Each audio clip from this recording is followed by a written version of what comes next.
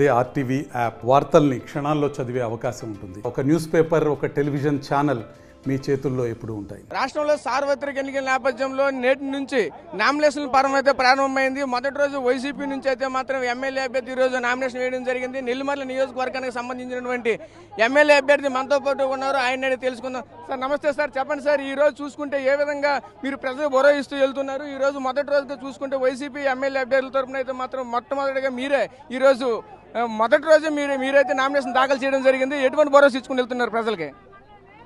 మీరు చూశారు కదా, ఎంత ప్రేమతో జగన్మోహన్ రెడ్డి గారి ప్రేమతో ఆయన చేసిన సంక్షేమ కార్యక్రమాలు గుండెల్లో పెట్టుకొని ఇంతమంది ఆడవాళ్ళు కానీ ఇంతమంది సోదరులు కానీ సోదరీమణులు అందరూ కూడా వచ్చారంటే దానికి కారణం జగన్మోహన్ రెడ్డి గారి పరిపాలన. జగన్మోహన్ రెడ్డి పరిపాలనతో పాటు మేము కూడా వారి ఆదేశాల ప్రకారంగా ఈ 5 సంవత్సరాల్లో ఈ ప్రాంతానికి సంబంధించి 4 మండలాలు మున్సిపాలిటీకి 3,549 కోట్లు డీబీటీ నాన్ డీబీటీ కింద అందరి అకౌంట్లో వేయడం జరిగింది.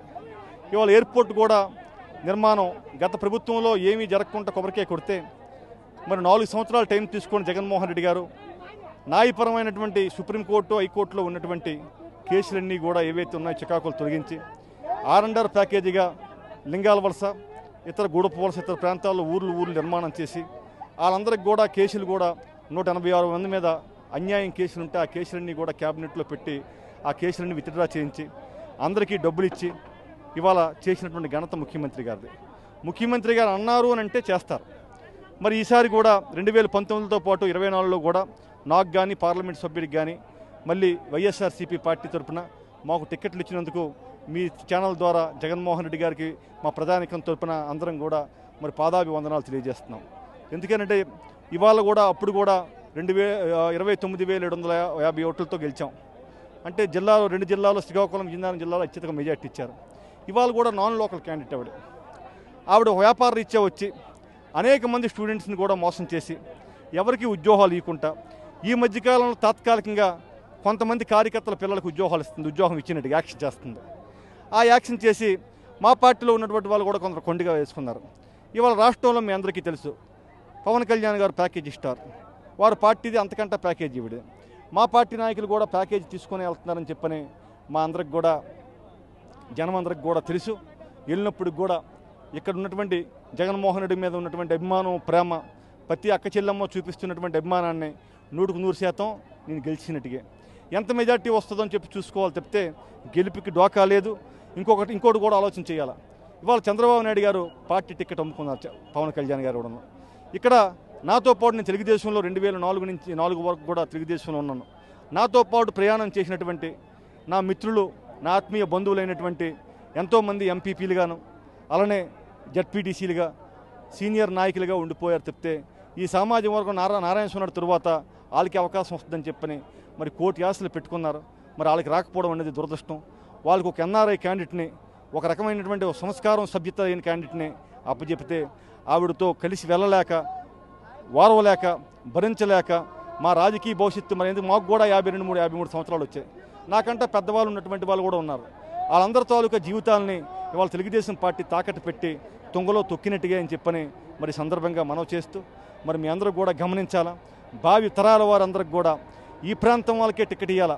నాకు కానీ నా తర్వాత ఎవరికి ఇచ్చినా ఇవాళ ఈ ప్రాంతంలో ఉన్న లోకల్ వాళ్ళకే ఇవ్వాలన్నటువంటి ఒక ఆలోచన మీ అందరూ చేయాలని చెప్పని చేస్తే మనకెవరైతే కార్యకర్తగా ఇవాళ పార్టీ రాజకీయాలు నమ్ముకొని మీరు కానీ మీకు అన్యాయం జరిగింది, మీలాగా ఉన్నటువంటి వాళ్ళందరికీ కూడా అన్యాయం జరగకుండా ఉండాలి అని అంటే మీ అందరూ చాలా విజ్ఞతతో ఆలోచన చేయాలా, దురాత్రం ఆలోచన చేయాలా.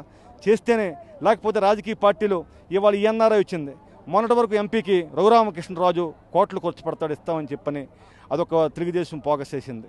ఇవాళ మనం రెక్కాడితే కానీ డొక్కాడినటువంటి పేదరికంతో వ్యవసాయదారులుగా పుట్టాం.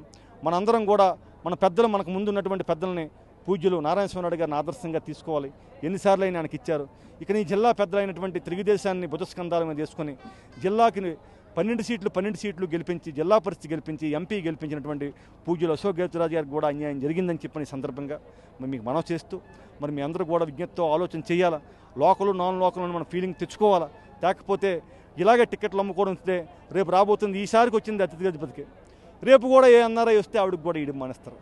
అందుకని మీ అందరూ కూడా పెద్ద ఎత్తున ఈ జిల్లాలో ఎవరికైతే అన్యాయం జరిగిందో మరి తెలుగుదేశం నాయకులందరూ కూడా మనందరం కూడా పార్టీలు వేరు అయినా సరే బంధుత్వాలు స్నేహాలు ఉన్నాయి కాబట్టి మరి దూరాత్రం ఆలోచన చేసి నిర్ణయాలు తీసుకోవాల్సిందిగా మరి సందర్భంగా మిమ్మల్ని అందరిని అభ్యర్థిస్తూ మరి జగన్మోహన్ రెడ్డి గారు రెండో పర్యాయం మళ్ళీ నాకు టికెట్ ఇచ్చినందుకు ఈ టికెట్ని ఇవాళ నామినేషన్ 18వ తారీఖు ఫస్ట్ తారీఖున నేను ఫస్ట్గా జిల్లాలోనే మొట్టమొదటి నామినేషన్ నేస్తే ఎంతోమంది ఎండను కూడా లెక్క చేయకుండా ఇవాళ యువతర నాయకులు కానీ అలానే ఉన్నటువంటి రైతు సోదరులు కానీ కార్మిక సోదరులు కానీ మా మండల పార్టీ అధ్యక్షులు కానీ మండల ప్రెసిడెంట్ కానీ జడ్పీటీసీలు కానీ సర్పంచులు కానీ ఎంపీటీసీలు కానీ కౌన్సిలర్లు కానీ అందరూ వచ్చినందుకు మరి ఇదే ఉత్సాహాన్ని మే 13వ తారీఖు వరకు ఉంచుకొని ఇచ్చినటువంటి 2 ఓట్లు కూడా ఫ్యాన్ గుర్తుకేసి నన్ను శాసనసభ్యుడిగా ఆయన పార్లమెంటు సభ్యుడిగా జగన్మోహన్ రెడ్డిని ఈ రాష్ట్ర ముఖ్యమంత్రిగా గెలిపించవలసినటువంటి బాధ్యత మీ అందరి మీద ఉందని చెప్పని మీ ఛానల్ ద్వారా మీ అందరికి కూడా పేరున మీకు ధన్యవాదాలు తెలియజేసుకుంటూ మరి ఫ్యాన్ గుర్తుకు ఓటేయవలసిందిగా కోరుకుంటూ మీ దగ్గర మీ కష్ట సుఖాల్లో ఇంకా మేము ముందుకు వస్తాను. అనేక కార్యక్రమాల్లో మీకు చేదోడు ఓదోడుగా మీ కుటుంబంలో సభ్యుడిగా మీకు కష్టం వచ్చిందంటే మీ ఇంట్లో అన్నదమ్ముడిగా నేను ఉంటానని చెప్పి తెలియజేస్తూ సెలవు తీసుకుంటాను. మరి ఈరోజు చూసుకుంటే ప్రధానంగా ఈ నియోజకవర్గానికి సంబంధించినటువంటి ప్రజలకి అంటే మిమ్మల్ని నమ్ముకున్నటువంటి కావచ్చు లేదా అపోజిషన్ పార్టీలు కావచ్చు ఎటువంటి భరోసా తీసుకుని ముందుకు వెళ్తున్నారు? ప్రజలందరికీ కూడా జగన్మోహన్ రెడ్డి గారు వచ్చిన తర్వాత ఏదైతే బీసీ బ్యాక్వర్డ్ తాలూకా జాతులు ఉన్నాయో ఈ కులాలన్నింటిలో కూడా బ్యాక్వర్డ్ అని చెప్పనేవారు. అది బ్యాక్ బోన్ కింద ఇవాళ స్టేట్లో అనేక రకాల కులాలను గుర్తించి చైర్మన్లు చేసి వాళ్ళందరికీ కూడా స్టేట్ డైరెక్టర్లు ఇచ్చారు. డైరెక్టర్లు తీసుకున్నటువంటి వాళ్ళు కూడా విశ్వాసఘాతకం పనిచేసి ప్యాకేజీలు కమ్ముడు పడిపోయి వెళ్ళిపోయారు. భోగాపురం మండలంలో ఇద్దరు వెళ్ళిపోయినప్పుడు కూడా వాళ్ళు వెళ్ళిపోయారు. రేపు ఎవరైతే కష్టపడతారో పార్టీకి ఇవాళ ప్రాంతీయ పార్టీ అండి జగన్మోహన్ రెడ్డి పార్టీ, ఎవరైతే సర్వీస్ చేసి పార్టీకి కష్టపడతాడో నాకంటే బాగా ఎవరు కష్టపడితే వాళ్ళు టికెట్ ఇస్తారు. నాకే ఇవ్వాలనేది నా పనితనం బాగోలేకపోతే నాకు ఇయ్యరు, మా ఎంపీ పనితనం బాగోలేకపోతే అది ఇయ్యరు. ఇవాళ ఈక్వేషన్లో ప్రతిది కూడా జగనన్న క్షుణ్ణంగా అబ్జర్వేషన్ చేసే ఇవాళ టికెట్ నిర్ణయాన్ని తీసుకున్నాడు. అలాగే కింద ఉన్నటువంటి కార్యకర్తలకి ఇవాళ తెలుగుదేశంలో ఉంటే ఆ సర్కస్ కంపెనీలు ఉంటే రాజ్యాధికారాలు లేకపోతే మంచి పదవుల్లో ఉండరు. ఇవాళ జగన్మోహన్ రెడ్డి గారిని నమ్ముకున్నారు కాబట్టి హరిజనులు గిరిజనులు ఎంతోమంది అటు పార్లమెంట్కి కానీ అటు అసెంబ్లీకి కానీ వెళ్ళారు.